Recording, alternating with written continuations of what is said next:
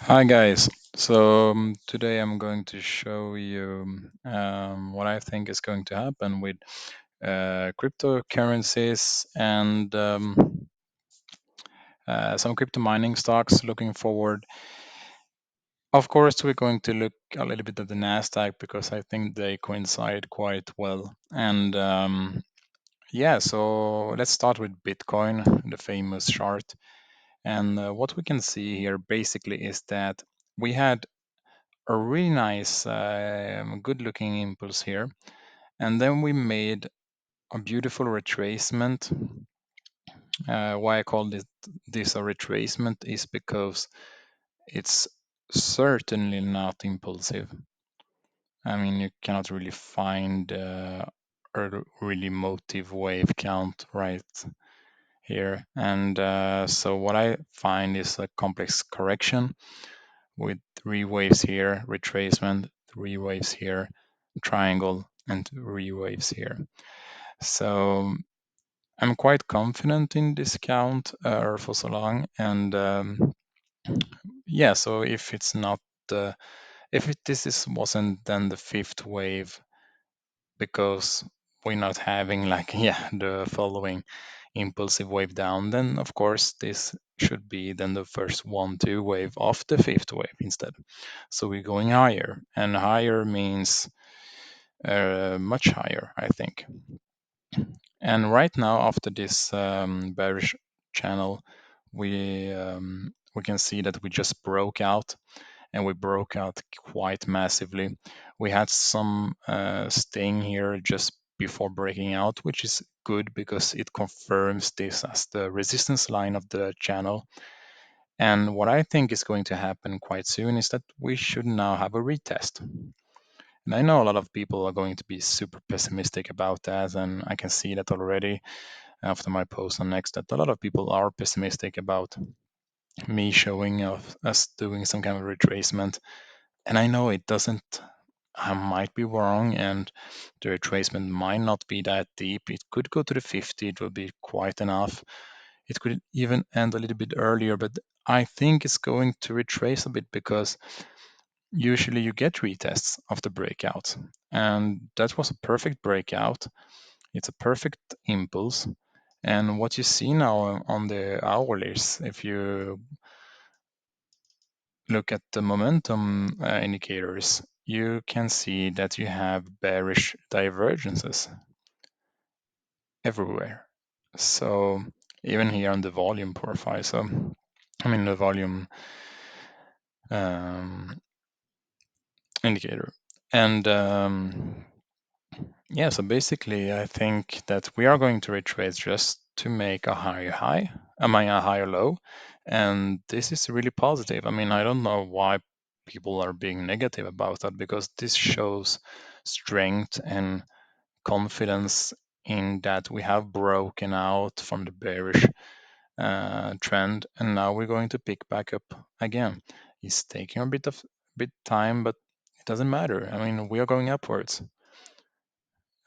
So I think this is what we have to expect right here. Of course, it could develop a little bit more and then retrace just here and continue, but it doesn't matter. I mean, I think some kind of retest should happen. And then the overall look is really bullish. I think we're going to pass, to be honest, I think that we're going to pass the 200Ks and upwards. So yeah, I'm being bullish. And what would be a perfect count here, I think, is that if we look at the fib extensions, then we can see that the 1-2, if the 1-2 retraced back to bounce on the channel right here at a 78.6% fib, then the extension would give us the 2.618 around the same level as the 100 extension of the 1-2. So this is why I think that could be a great bounce to bounce on.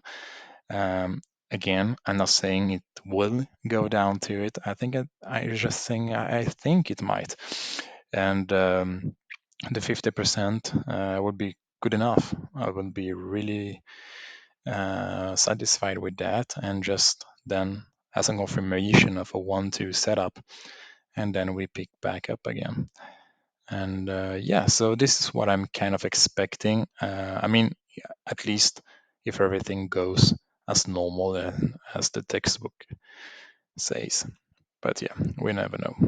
And yeah, so that will be the third wave of the third. So to be quite impulsive and quite really strong, to be honest. And the only thing that gives me quite confidence in why we might not go all the way down to bouncing it, but bounce before. You know, usually when you go out and nest a third wave, a 1-2, the 1-2 in the third wave usually don't retrace that much. It might retrace a little bit, but then it gets a strength back again quite strongly because the third wave is really explosive. But let's see. We are going to retrace at least a little bit more, in my opinion, and let's see where it ends. If it comes back and bounce, it's really a good sign. Good sign.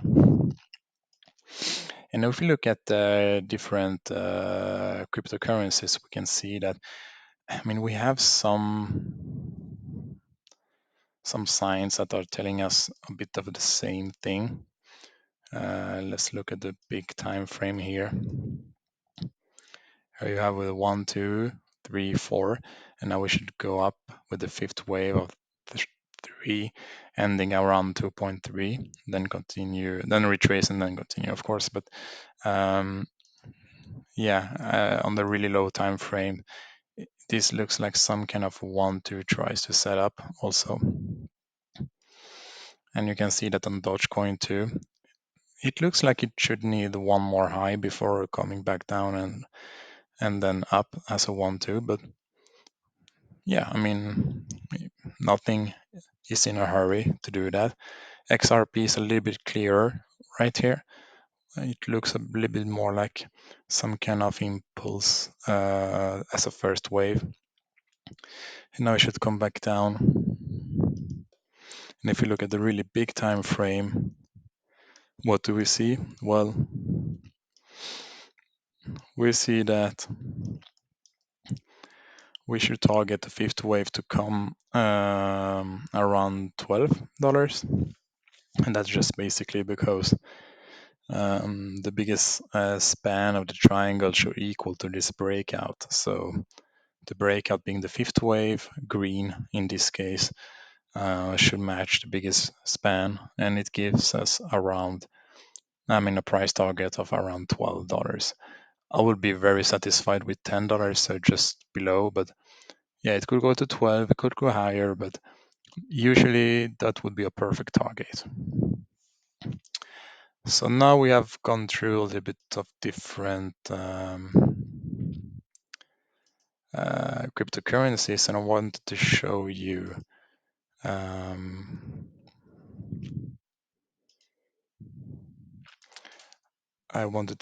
the Nasdaq.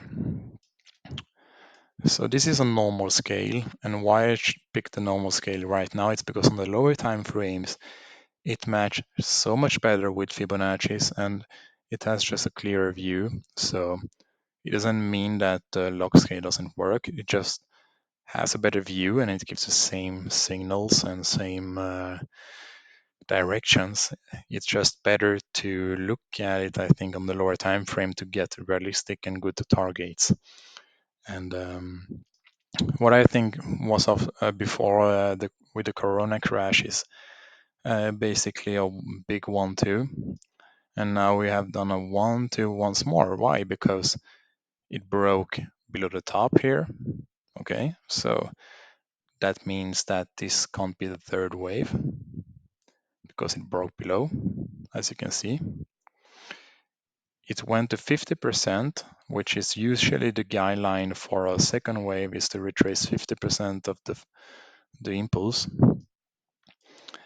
What do you see more? Well, here I think it's a perfect, quite sharp zigzag, which should usually come in the second wave too. So again, one more clue, and it was an overreaction, I think, about the tariffs and all this news, which is like a perfect example of something that will be quick and over in just a matter of nothing. And yeah, so a lot of people were shouting this as, yeah, this is going to be a super impulse downwards, then we're going to retrace a little bit and then go back down. But no, it retraced back to break the A wave here low. So it confirms that this is in three waves and not it could not be a five waves move anymore.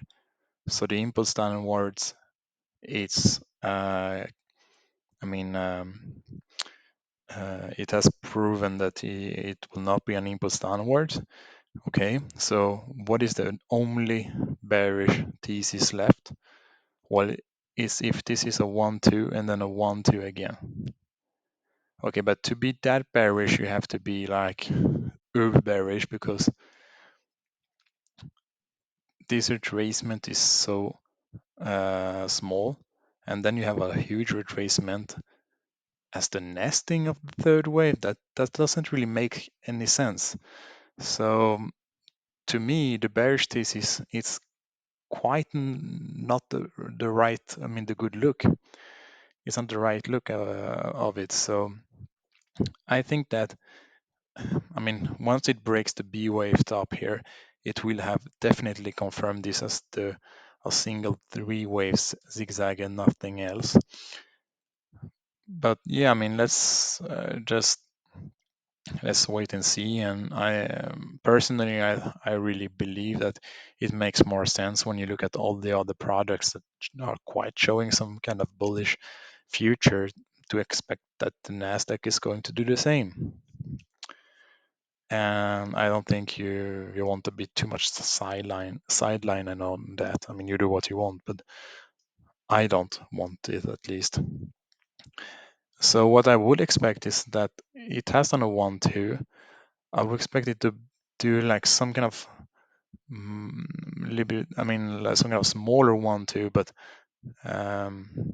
or a 3, 4, 5, and then a bigger second wave. Doesn't really matter. It's quite forming some kind of base to continue upwards as a third wave.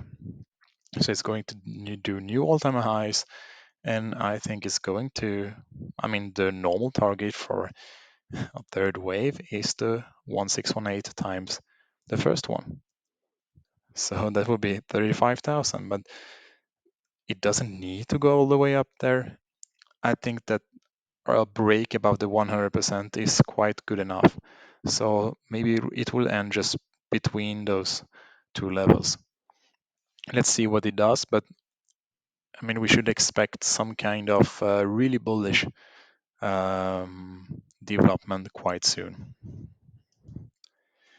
And yeah, if we look now at the mining stocks to show you the overall idea, that is behaving quite the same, is doing some kind of 1-2, 1-2, in my opinion. And this is why I think we are going to see, this is a new thing. I mean, Bitcoin and crypto is like, I mean, it's not that new anymore, but if you compare that to a lot of different stuff, like yeah, the tech sector of the 2000, and then the EV sector, um, I mean, the crypto is quite a new thing now, that people are going to look back and just think, oh, I might have invested a little bit more into that.